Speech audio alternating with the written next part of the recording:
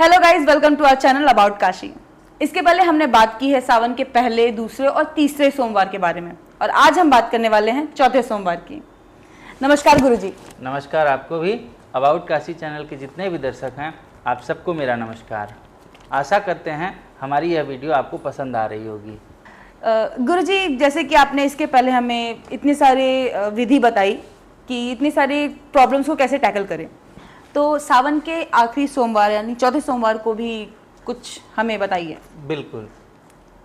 सावन का जो चौथा सोमवार है वह 4 अगस्त को पड़ रहा है। जैसा कि जानते हैं कि 4 अगस्त जब आखिरी सोमवार हो जाता है, उसके बाद सावन का धीरे धीरे समापन होने लगता है।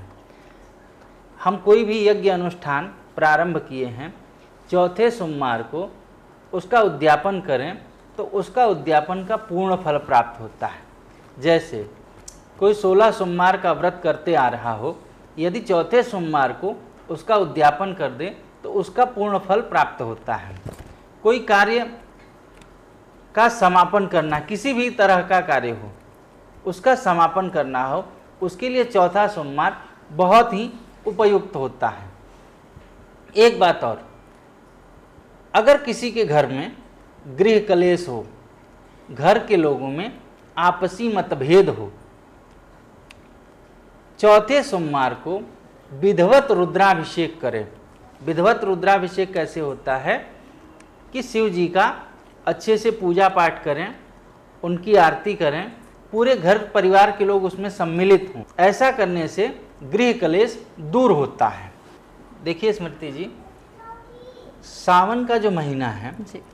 यह महीना इतना महान और इतना कहें कि महत्व है इसका कि अगर विधि विधान से आप इसका पूजन करें, इसके महत्व को जो मैंने बताया उसको करें, आपकी जिस चीज़ की इच्छा हो, आपको स्वर्ग की इच्छा हो, स्वर्ग की प्राप्ति हो सकती है। मतलब गुरुजी, आप ये कहना चाहते हैं कि लास्ट सोमवार को हम अनंत कामना की पूर्ति के लिए प्रार्थना कर सकते हैं। जी।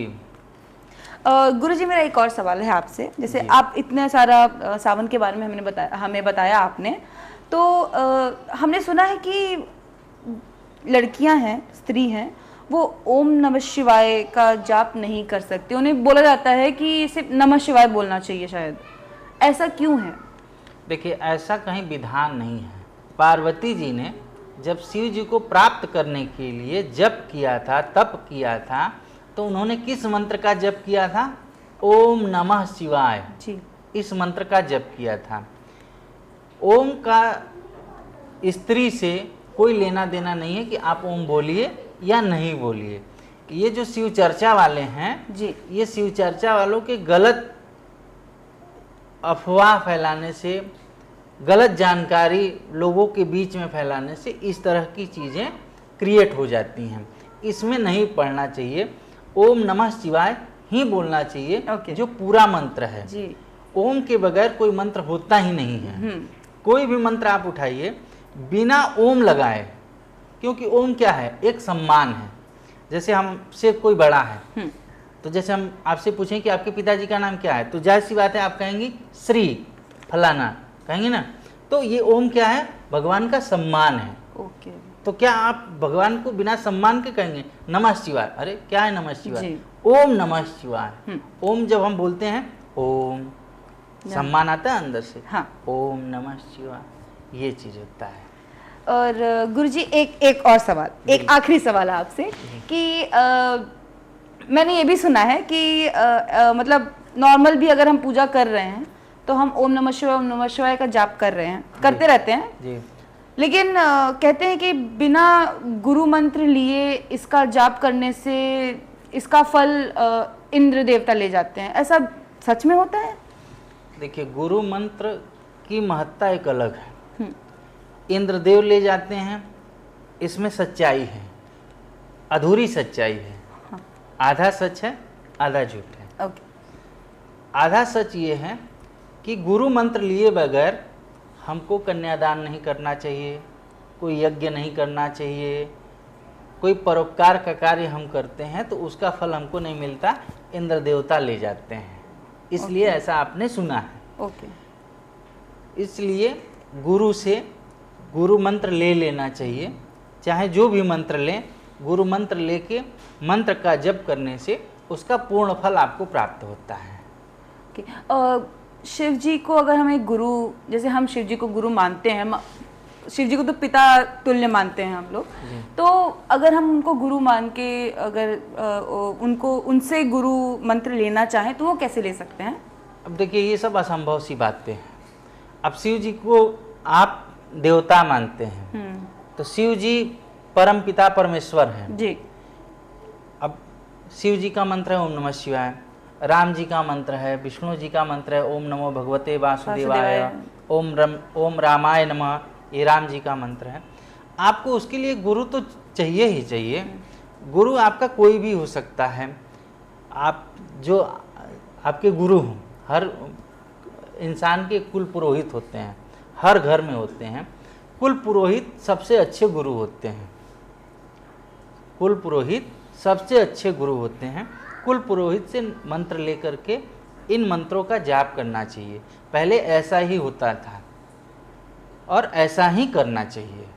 और अगर नहीं, जैसे कोई कुल पुरोहित नहीं है तो बना लीजिए। अब कोई कहे हम गुरु शिव जी को गुरु मानते हैं, भगवान को गुरु कैसे मानिएगा? गुरु मानिए, सम्मान दीजिए, अलग चीज़ है। लेकिन अब शिव जी आपके कान में ओम नमः शिवाय बोलने आएंगे, या तो आपके अंदर उतना तप हो, उतना साधना हो, शिव जी के लिए सर काट के आपने चढ़ाया हो रावण की तरह।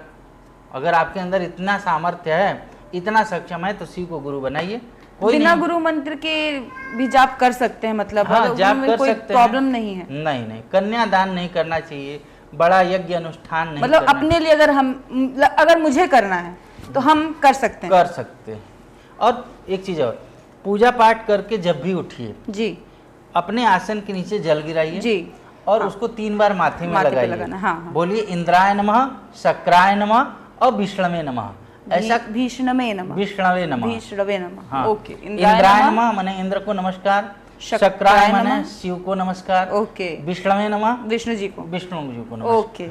इसलिए ऐसा करने से पूजा का पूर्ण फल आपको प्राप्त होगा। ओके, थैंक यू गुरुजी।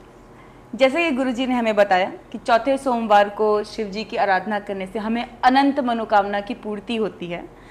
अगर चौथे सोमवार से या पहले, दूसरे, तीसरे किसी भी सोमवार से रिलेटेड क्वेश्चन आपको पूछना हो तो आप गुरुजी से पर्सनल भी पूछ सकते हैं और हमारे कमेंट बॉक्स में कमेंट करके भी पूछ सकते हैं।